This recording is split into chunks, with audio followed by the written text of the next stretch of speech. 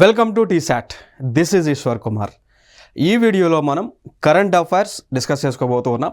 So February 2025 సంబంధించిన national ఇష్యూస్ని discuss చేద్దాం. సో ప్రధానంగా మనకు కనిపిస్తున్నటువంటి అంశాల్లో వన్ ఆఫ్ ది ఇష్యూ చూసుకుంటే భారతదేశంలోనే మొట్టమొదటిసారిగా ఏర్పాటు చేసినటువంటి మ్యూజియం చూడవచ్చు. సో దానినే ఏమంటామంటే ఓపెన్ ఎయిర్ ఆర్ట్ వాల్గా పిలుస్తూ ఉంటాం. ఓపెన్ ఎయిర్ ఆర్ట్ వాల్గా పిలుస్తాం. It is one of the museum అనమాట. క్లియర్ కదా? సో చూడండి, ఇక్కడ ఈ గోడ పైన అంటే ఓపెన్ ఎయిర్ అంటే గాలిలోనే, ఆర్ట్ వాల్ ఆర్ట్ గోడ పైన వేసినటువంటి ఒక బొమ్మలు చెప్పొచ్చు. ఈ బొమ్మలు లేదా ఆర్ట్ ఇదంతా కూడా దేనికి సంబంధించింది అంటే పర్యావరణానికి సంబంధించింది, ప్రకృతికి సంబంధించింది. ఓకే, సో క్లైమేట్ చేంజ్కి సంబంధించినటువంటి అంశాలు, దాంతోపాటు విపత్తు నిర్వహణ, డిజాస్టర్ మేనేజ్మెంట్కి సంబంధించినటువంటిది.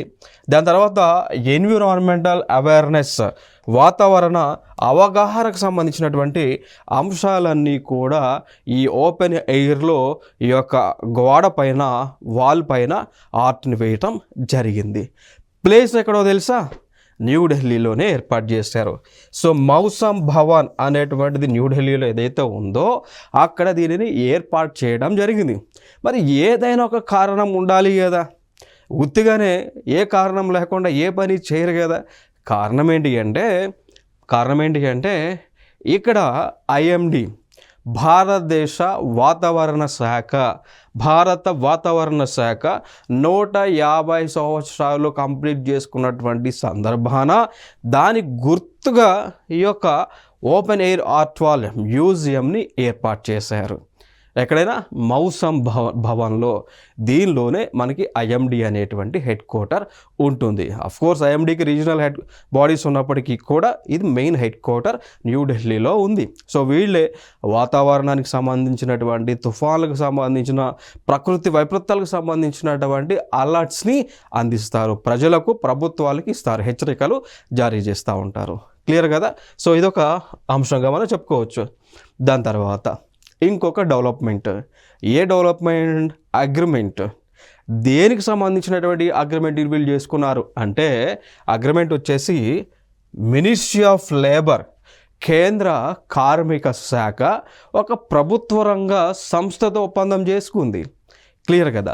So ministry of labour and employment అనేటువంటి వాళ్ళు అప్నా, ఏపీఎన్ఏ అనేటువంటి ఒక ప్రైవేట్ రంగ సంస్థతో ఒక అగ్రిమెంట్ని, ఎంఓయుని, మెమొరాండమ్ ఆఫ్ అండర్స్టాండింగ్ని చేసుకోవడం జరిగింది. అందుకు న్యూస్లో ఉంది అన్నట్టు. క్లియర్ కదా? దీని ద్వారా ఏం చేయబోతూ ఉన్నారు అంటే ఎవరైతే ఉద్యోగాల కోసం ఎదురు చూస్తూ ఉన్నారో వాళ్ళకి కావాల్సినటువంటి ఉద్యోగాలు ఎక్కడెక్కడ ఉన్నాయనేటువంటి ఇన్ఫర్మేషన్ ఇస్తారు. జనరల్గా ఇక్కడ అప్నా అనేటువంటిది ఒక జాబ్ పోర్టల్ అండి. అప్నా అనేటువంటిది ఒక ప్రభుత్వ రంగం సంబంధించినటువంటి ఒక జాబ్ పోర్టల్. మనకి ఎంప్లాయ్మెంట్ కావాలని దాంట్లో రిజిస్టర్ చేసుకుంటే ఎంప్లాయ్మెంట్కి సంబంధించినటువంటి జాబ్స్, వేకెన్సీలకు సంబంధించినటువంటి ఇన్ఫర్మేషన్ మనకు అందుతూ ఉంటుంది. ఓకేనా? సో దాంతోపాటు మన యొక్క ఏదైతే ఎంప్లాయ్మెంట్ కోసం అప్లికేషన్ పెట్టుకున్నారో వాళ్ళ ఇన్ఫర్మేషన్ కూడా కంపెనీస్కి చేరుతుంది ఈ అప్నా అనేటువంటి ఒక వెబ్సైట్ ద్వారా. క్లియర్ కదా? అందుకోసం ఫైనల్గా వీళ్ళు ఏం చేయబోతూ ఉన్నారంటే అప్నా అనేటువంటి ఒక సంస్థని కేంద్ర ప్రభుత్వం ప్రతిష్టాత్మకంగా ప్రారంభించినటువంటి NCS, so national career service అంటాం, నేషనల్ కెరియర్ సర్వీస్ అనేటువంటి ఒక వెబ్సైట్కి ఇంటర్లింక్ చేయబోతా ఉన్నారు. క్లియర్ కదా? సింపుల్గా.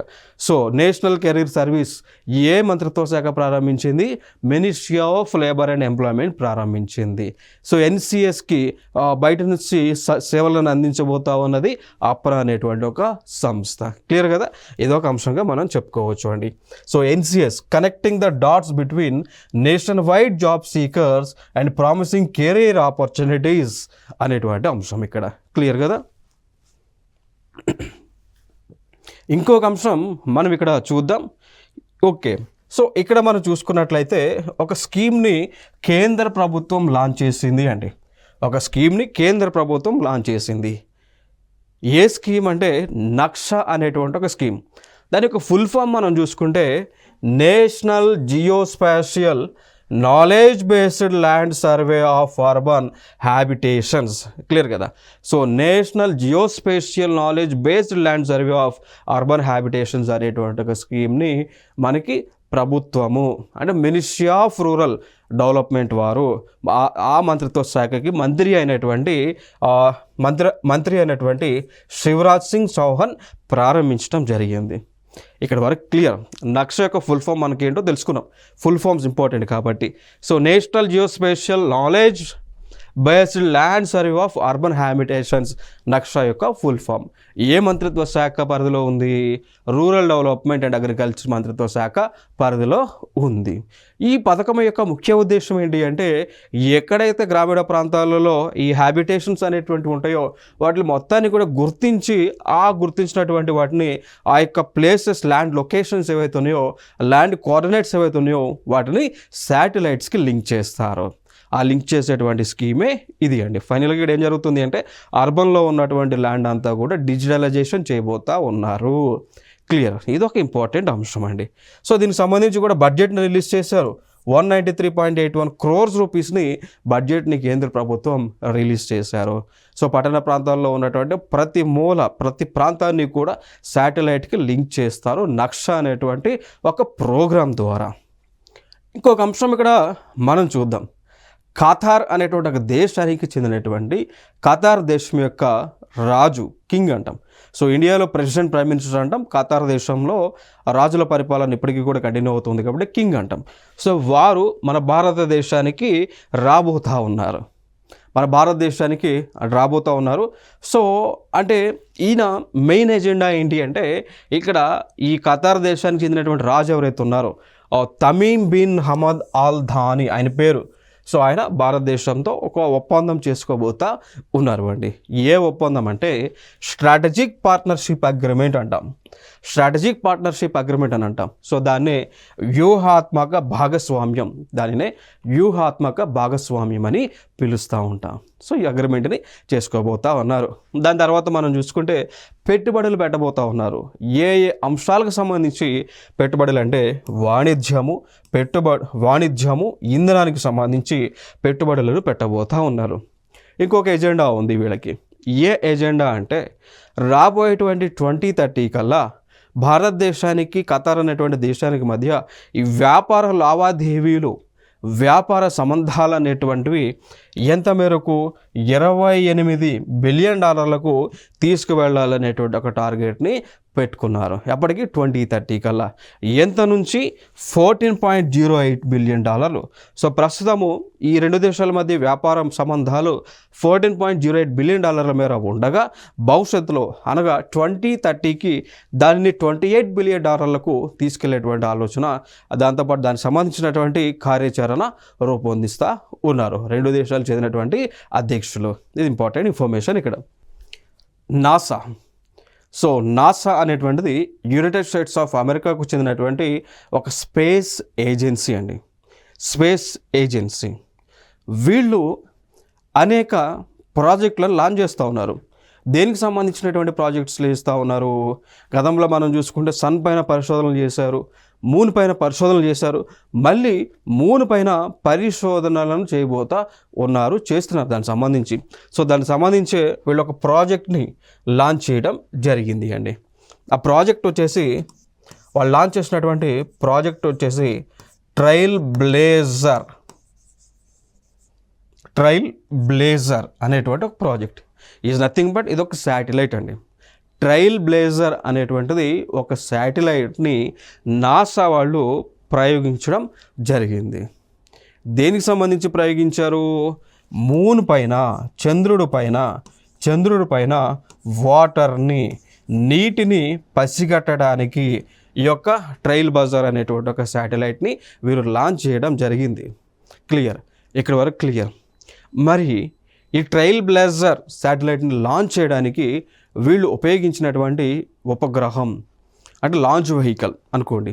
లాంచ్ వెహికల్ ఎవరికి సంబంధించినటువంటి లాంచ్ వెహికల్ అండి? ఎలాన్ మస్క్కి చెందినటువంటి, ఓకేనా. సో ఎలాన్ మస్క్కి చెందినటువంటి స్పేస్ ఎక్స్ అనేటువంటి ప్రైవేట్ స్పేస్ ఏజెన్సీ ఉంది. ఈ స్పేస్ ఎక్స్ ప్రైవేట్ ఏజెన్సీ ఏదైతే ఉందో దీనిలో ఫాల్కన్ 9 అనేటువంటి అతిపెద్ద లాంచింగ్ వెహికల్ అయితే ఉందండి. అతిపెద్ద లాంచింగ్ వెహికల్, దాన్ని రాకెట్ అంటాం. సో దీని ద్వారా ట్రయల్ బ్లేజర్ని లాంచ్ చేశారు. సింపుల్ కదా. ఇక్కడ ఏమంటున్నాం, ఎలన్ మస్క్ యొక్క స్పేస్ ఏజెన్సీ పేరు స్పేస్ ఎక్స్. స్పేస్ ఎక్స్కు చెందినటువంటి రాకెట్ ఫాల్కన్ 9 అతిపెద్ద రాకెట్. ఇది ఎక్కువ బరువుని తీసుకెళ్లేటువంటి కెపాసిటీ కలిగినటువంటి రాకెట్ ఫాల్కన్ 9. ఓకే, సో దీని ద్వారా ట్రయల్ బ్లేజర్ని లాంచ్ చేశారు. ఎక్కడికి? మూన్ పైన. ఎందుకు? వాటర్ ఉందా లేదనేటువంటి అంశాన్ని పసిగట్టడానికి లాంచ్ చేశారు. ఇంకొక అంశం ఇన్ కేస్ చంద్రుడి పైన వాటర్ అనేటువంటిది ఉంది, ఓకేనా, అనేటువంటి అంశాన్ని వీళ్ళు ఏం చేశారు? డిస్కవర్ చేశారు. సో చంద్రుడి పైన వాటర్ అనేటువంటిది ఐస్ రూపంలో ఉంది అని వీళ్ళు డిస్కవర్ చేయడం జరిగింది, కనిపెట్టారు. అంటే ఇక్కడ ఏమంటున్నారు, చంద్రుడి పైన నీరు ఉంది. దాని ద్వారా ఇంకా బెనిఫిట్ ఏంటో తెలుసా? చంద్రుడి పైన నీరు ఏదైతే ఉందో దాంతో ఏం చేయగలరో తెలుసా? ఫ్యూయల్ని జనరేట్ చేయగలరు. ఆ జనరేట్ చేసినటువంటి ఫ్యూయల్తో ఇంకా పరిశోధనలు చేయగలరు.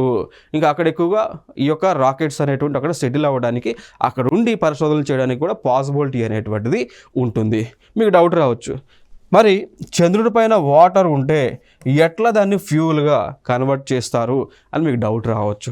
మనందరూ చదువుకున్నాం electrolysis, breaking down of water molecule. ఎట్లా అవుతుంది? H2O ఎలక్ట్రిసిటీలో, ఎలక్ట్రాలసిస్లో ఏమవుతుంది అండి?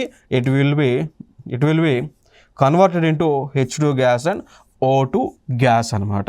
బ్యాలెన్స్ చేయాలంటే ఈ విధంగా మనం బ్యాలెన్స్ చేయవచ్చు. క్లియర్ కదా? So 2 molecules of water will become 2 molecules of hydrogen gas and oxygen gas. These two are combustible gases. We can produce energy with the help of hydrogen, with the help of oxygen. So వీటి ద్వారా ఇంధనంగా use చేసుకొని ఇంకా అక్కడికి పరిశోధనలు మనం చేయడానికి ఉపయోగకరంగా ఉంటుంది. సో వాటర్ ఉన్నట్టు కూడా డిస్కవర్ చేయడం జరిగింది ఈ యొక్క ప్రాజెక్ట్ ద్వారా. ఓకే, సో ఇదొక అంశంగా మనం మాట్లాడుకుందాం. మరి ఇట్లాంటి ప్రాజెక్టులు ఇండియా చేయలేదంటే, ఇండియా కూడా ఇట్లాంటి ప్రాజెక్టులు చేసింది, మనం చూస్తున్నాం. లైక్ చంద్రయాన్ చూడవచ్చు. ఇండియా కూడా చంద్రుడి పైన పరిశోధనలు చేయడానికి అనేక ప్రాజెక్టులను లాంచ్ చేయడం జరిగింది. లైక్ చూస్తే చంద్రయాన్ 1 అంటాం, 2 అంటాం, 3, ఈ 3 కూడా ప్రాజెక్టులను లాంచ్ చేసాం. 3 సక్సెస్ అయింది, 2 పార్షియల్గా సక్సెస్ అయింది, 1 ఫుల్గా సక్సెస్ అవటం జరిగింది. ఫ్యూచర్లో మనం చంద్రయాన్ 4ని కూడా లాంచ్ చేయబోతూ ఉన్నాం. ఫ్యూచర్లో చంద్రయాన్ 4ని కూడా మనం లాంచ్ చేయబోతూ ఉన్నాం. క్లియర్ కదా? సో ఇవన్నీ కూడా ఇంపార్టెంట్ అయినటువంటి అంశాలు.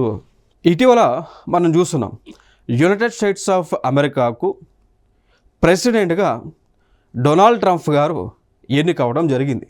సో రెండవసారి ప్రస్తుత యునైటెడ్ స్టేట్స్ యొక్క ప్రెసిడెంట్ డొనాల్డ్ ట్రంప్ రెండోసారి ఎన్నికైనటువంటి వ్యక్తి. క్లియర్. సో ఈయన ఎన్నికైన తర్వాత అనేక విప్లవాత్మకమైనటువంటి ఛాలెంజింగ్ డెసిషన్స్ని వీరు తీసుకుంటా ఉన్నారు. అందులో వన్ ఆఫ్ ది డెసిషన్ మనం చెప్పుకోవాల్సి వస్తే, ఆయన ఇంటర్నేషనల్ మానిటరీ ఫండ్ నుంచి, వరల్డ్ బ్యాంక్ నుంచి మెంబర్షిప్ని విత్డ్రా చేసుకుంటా ఉన్నారు. క్లియర్. ఇక్కడ వరకు అంశం. సో ఫైనల్ ఇక్కడ ఏంటి అండి, United States of America international monetary fund నుంచి, అదేవిధంగా వరల్డ్ బ్యాంక్ నుంచి బయటికి వీళ్ళు రాబోతూ ఉన్నారు.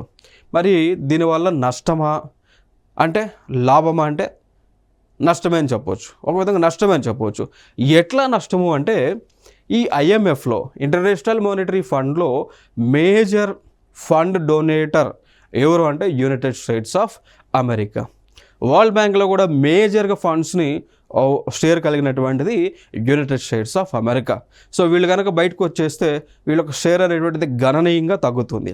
మరి షేర్ గణనీయంగా తగ్గడం వల్ల మిగిలిన దేశాలకు ఎటువంటి లాస్ ఉంటుంది అనేటువంటి అంశంలోకి ఒకసారి చూద్దాం. ముందుగా వీరి యొక్క విధి విధానాలు ఏంటో చూద్దాం. IMF ఇంటర్నేషనల్ మానిటరీ ఫండ్ వీరి యొక్క విధి విధానాలు ఏంటి అంటే, వీళ్ళు ఏం చేస్తారంటే, ఏ దేశం అయితే అప్పుల్లో కూరుకుపోయి ఉందో, ఏ దేశాల్లో అయితే వాళ్ళ యొక్క ఆర్థిక వ్యవస్థ అనేటువంటిది కొలాప్స్ అయిందో అట్లాంటివంటి దేశాలకు IMF అనేటువంటిది లోన్ ఇస్తుంది. అందుకే IMFని లెండర్స్ ఆఫ్ ది లాస్ట్ రిసార్ట్గా పిలుస్తామండి. ఐఎంఎఫ్ని ఏమని పిలుస్తామండి, లెండర్స్ ఆఫ్ ది లాస్ట్ రిసార్ట్గా ఐఎంఎఫ్ని పిలుస్తూ ఉంటాము. అంటే ఏంటి అండి, ఎవరు కూడా అప్పు ఇవ్వలేనటువంటి పరిస్థితి వచ్చినప్పుడు ఐఎంఎఫ్ ముందుకు వచ్చి మేమున్నామని చెప్పేసి అప్పిచ్చి ఆ దేశాన్ని అప్పులోంచి బయటికి తీసుకొస్తుంది. పతనంలో ఉన్నటువంటి దాన్ని బయటికి తీసుకొచ్చేటువంటి కార్యక్రమం ఐఎంఎఫ్ చేస్తుంది. ఎట్లా, డబ్బులు ఎక్కడి, యునైటెడ్ స్టేట్స్ ఆఫ్ అమెరికా లాంటి దేశాలు డొనేట్ చేసినటువంటి ఫండ్ ద్వారా ఇస్తాను. దాని తర్వాత వరల్డ్ బ్యాంక్ ఏం చేస్తుంది అంటే జనరల్గా డెవలప్మెంటల్ పర్పస్ కోసం లోన్స్ ఇస్తుంది. కొత్తగా స్కూల్స్ కట్టాలనో, రైల్వే ప్రాజెక్ట్స్ అనో, ఇన్ఫ్రాస్ట్రక్చర్ డెవలప్ చేయాలనో, లేదా ఎడ్యుకేషన్ సిస్టమ్ డెవలప్ చేయాలనో అన్నటువంటి డెవలప్మెంటల్ ప్రాజెక్ట్స్కి వరల్డ్ బ్యాంక్ అనేటువంటిది లోన్ అనేటువంటిది ఇస్తుంది. దీంట్లో కూడా ఎక్కువ షేర్ హోల్డర్ యూఎస్ఏ ఉంది. అంటే ఆటోమేటిక్గా యూఎస్ఏ అనేటువంటి ఒక దేశము ఈ అంతర్జాతీయ సంస్థల నుంచి బయటికి వచ్చినప్పుడు దాని యొక్క ప్రభావం అనేటువంటిది మిగిలిన దేశాలపైన ఖచ్చితంగా పడుతుంది. ఏ దేశాలు అయితే వీటిపైన ఆధారపడి ఉన్నాయో వారిపైన ఇంపాక్ట్ అనేటువంటిది, నెగిటివ్ ఇంపాక్ట్ అనేటువంటిది పడుతుంది. ఇది ఒక అంశంగా మనం చెప్పుకోవచ్చు. ఇక దాంతోపాటు గతంలో ఈయన డొనాల్డ్ ట్రంప్ గారు వరల్డ్ హెల్త్ ఆర్గనైజేషన్, ఓకేనా, సో ప్రపంచ ఆరోగ్య సంస్థ నుంచి కూడా మెంబర్షిప్ని రద్దు చేసుకొని బయటకు రావడం జరిగింది. క్లియర్, ఇది ఒకటి బయటకు వచ్చేసారు. ఇంకొక అగ్రిమెంట్ అండి, so COP21 conference of parties 21 అనేటువంటిది మనకి 2015లో జరిగింది. సో దాన్నే ప్యారిస్ అగ్రిమెంట్ అని పిలుస్తుంటాం. ఆ మీటింగ్ సంబంధించి అగ్రిమెంట్స్ చేసుకున్నారు, దాన్ని ప్యారిస్ అగ్రిమెంట్ అని అంటాం. సో దీనిలో ఇండియా కూడా మెంబరే, యుఎస్ఏ కూడా మెంబరే. అప్పుడు ఈ ప్యారిస్ అగ్రిమెంట్ యొక్క మెయిన్ ఎజెండా ఏంటి, ప్రపంచ దేశాలన్నీ ఏకతాటిపై వచ్చి ఉష్ణోగ్రతలను 1.5 డిగ్రీ సెంటిగ్రేడ్ కంటే పెరగకుండా తగు చర్యలను తీసుకునేటువంటి కాన్సెప్ట్. ఉష్ణోగ్రతలు 1.5 డిగ్రీ సెంటిగ్రేడ్ కంటే పెరగకుండా తగు చర్యలను తీసుకునేటువంటి కాన్సెప్ట్ అనమాట. క్లియర్ కదా. సో దీనిలో గతంలో అమెరికా మెంబర్. సో ఈ 1.5 డిగ్రీ సెంటిగ్రేడ్ టెంపరేచర్ పెరగకుండా ఉండాలంటే ఏం చేయాలి, ఇండస్ట్రీస్ యొక్క పర్సంటేజ్ తగ్గించాలి, కార్బన్ ఎమిషన్స్ని తగ్గించాలి, ఇండస్ట్రియలైజేషన్ని తగ్గించాలి. అర్థమైందా. సో అందుకు ఇప్పుడు ప్రెసిడెంట్ డొనాల్డ్ ట్రంప్ అది ఇష్టం లేక ఈ ప్యారిస్ అగ్రిమెంట్లోంచి బయటకు వచ్చేసాడు. అంటే గతంలో పోయినసారి ప్రెసిడెంట్గా ఉన్న టైంలో బయటకు వచ్చేసాడు. దాని తర్వాత ఆయన తర్వాత మనకి చూసుకుంటే జోసెఫ్ బైడెన్ అంటాం. సో ఈ జోసెఫ్ బైడెన్ ఆయన ప్రెసిడెంట్ అయిన తర్వాత, ట్రంప్ తర్వాత ఆయన ప్రెసిడెంట్ అయిన తర్వాత మళ్ళీ ప్యారిస్ అగ్రిమెంట్లోకి రీజాయిన్ అయ్యాడు. మళ్ళీ ఈయన వచ్చిన తర్వాత అదే ప్యారిస్ అగ్రిమెంట్లో నుంచి బయటకు వచ్చేసాడు. సో అట్లా ఇవన్నీ కూడా కాంప్లికేటెడ్ ఇష్యూస్ మనకి నడుస్తూ ఉన్నాయి. దాని తర్వాత H1B వీసా సంబంధించి రెస్ట్రిక్షన్స్ని ఆయన పెట్టడం జరిగింది. సో ఇంకోటి, ఇదే డొనాల్డ్ ట్రంప్ ఒక నినాదాన్ని ఎంచుకున్నారు, America is for Americans, America is not for foreigners, America is for Americans అనేటువంటి ఒక నినాదాన్ని ఆయన అవలంబిస్తూ ముందుకు వెళ్తూ ఉన్నారు వాటిని. ఓకే, సో ఇవి ఇక్కడ ఇంపార్టెంట్ ఇన్ఫర్మేషన్. ఇక్కడ ఇంకొక అంశం, ఇక్కడ న్యూస్లో ఉన్నటువంటి అంశం, delimitation impact on southern states. Clear కదా. సో డీలిమిటేషన్ అంటే ఏంటి అంటే నిజవర్గాలు అంటే కాన్స్టిట్యున్సీస్ యొక్క పునర్విభజన. ఓకేనా. సో రీస్ట్రక్చరింగ్ ది కాన్స్టిట్యున్సీస్, నిజవర్గాలు ఏవైతే ఉన్నాయో, లైక్ ఎంపీ నిజవర్గాలు, ఎమ్మెల్యే నిజవర్గాలు ఏవైతే ఉన్నాయో, అంటే ఎంపీ ఎమ్మెల్యే కూడా ఒక నిజవర్గం కదా. సో అంటే ఈ నిజవర్గాలు ఏవైతే ఉన్నాయో వాటిని బౌండరీస్ని ఆల్టర్ చేస్తారు. ఆల్టర్ చేయడానికి ఏర్పాటు చేసినటువంటిదే ఈ యొక్క డీలిమిటేషన్ కమిషన్ అండి. సో ఈ డీలిమిటేషన్ కమిషన్ ద్వారా ఏర్పాటు చేయడం ద్వారా సదరన్ స్టేట్స్ అనేటువంటివి ఏం చేస్తూ ఉన్నాయండి, కొంచెం ఆందోళనకు గురవుతూ ఉన్నాయి. కారణం ఏంటి అంటే ఈ డీలిమిటేషన్ అనేటువంటి ఒక ప్రాసెస్, నిజవర్గ పునర్విభజన అనేటువంటి ప్రాసెస్ అనేటువంటిది దేని ప్రతిపాదికన జరుగుతుంది అంటే జనాభా ప్రతిపాదికన జరుగుతుంది. క్లియర్ కదా. అంటే ఎక్కువ జనాభా కలిగినటువంటి రాష్ట్రాలకు ఎక్కువ నిజవర్గాలు వస్తాయి, తక్కువ జనాభా కలిగినటువంటి రాష్ట్రాలకు తక్కువ నిజవర్గాలు వస్తాయి, తక్కువ కాన్స్టిట్యున్సీస్ అనేటువంటివి వస్తాయి. అందుకు కొంచెం ఆందోళన చెందుతూ ఉన్నారు సదరన్ స్టేట్స్. ఎందుకు చెందుతున్నాయి అంటే ఇప్పుడు ఫర్ ఎగ్జాంపుల్ తమిళనాడు కానీ కేరళ కానీ ఇట్లాంటి రాష్ట్రాలు ఏం చేసినాయి అంటే జనాభా పెరుగుదలని కట్టడి చేయడం జరిగింది. ఇట్లాంటి రాష్ట్రాలు జనాభా పెరుగుదలను కట్టడి చేస్తూ ఫ్యామిలీ ప్లానింగ్ ప్రోగ్రామ్స్ని ఎక్కువగా ఇంప్లిమెంట్ చేయడం జరిగింది. పాపులేషన్ని కంట్రోల్ చేశారు. వారి యొక్క పాపులేషన్ తగ్గుదల ముఖం పట్టింది. అంటే పాపులేషన్ తగ్గిందంటే ఫర్దర్గా ఏం జరుగుతుంది, ఈ ఎంపీ ఎమ్మెల్యే సీట్స్ అనేటువంటి తక్కువగా వస్తాయి. దాని ద్వారా మనకి ప్రభుత్వంలో ప్రాతినిధ్యం తగ్గుతుంది అనేటువంటి ఒక ఆందోళన చెందుతూ ఉన్నాయండి. ఓకేనా. సో ఇక్కడ మనం చూసుకుంటే కొన్ని రాష్ట్రాలు, ఇప్పుడు యూపీ కానీ, మహారాష్ట్ర కానీ, బీహార్, అట్లాంటి రాష్ట్రాల యొక్క సీట్స్ పర్సంటేజ్ అనేటువంటిది పెరగడానికి ఛాన్సెస్ ఎక్కువగా ఉన్నాయి. ఎందుకంటే అప్పటికిప్పుడు కంపేర్ చేస్తే ఈ రాష్ట్రాలలో పాపులేషన్ విపరీతంగా పెరిగింది, సదరన్ స్టేట్స్లో పాపులేషన్ విపరీతంగా తగ్గింది కాబట్టి. సో అది ఇక్కడ మనకి ఒక భయంగా కనిపిస్తున్నటువంటి అంశం, అంటే సదరన్ స్టేట్స్కి. ఈ డీలిమిటేషన్ గురించి కొన్ని అంశాలు మనం మాట్లాడుకుందాం. మరి డీలిమిటేషన్ కమిషన్ అనేటువంటిది మొట్టమొదటిసారిగా 1951లో ఏర్పాటు అవ్వడం జరిగింది అండి. 1951లో ఏర్పాటు అవ్వడం జరిగింది. సో జరిగిన తర్వాత డీలిమిటేషన్ ప్రాసెస్ని వాళ్ళు చేశారు. అంటే జనాభా ప్రాతిపదికన నియోజకవర్గాలు విభజన చేసి సీట్లను అసెంబ్లీలో అదేవిధంగా పార్లమెంట్లో వాళ్ళు ఫిక్స్ చేశారు. తర్వాత మళ్ళీ 1961లో మళ్ళీ సెకండ్ డీలిమిటేషన్ ఎక్సర్సైజ్ అనేటువంటిది కండక్ట్ చేశారు.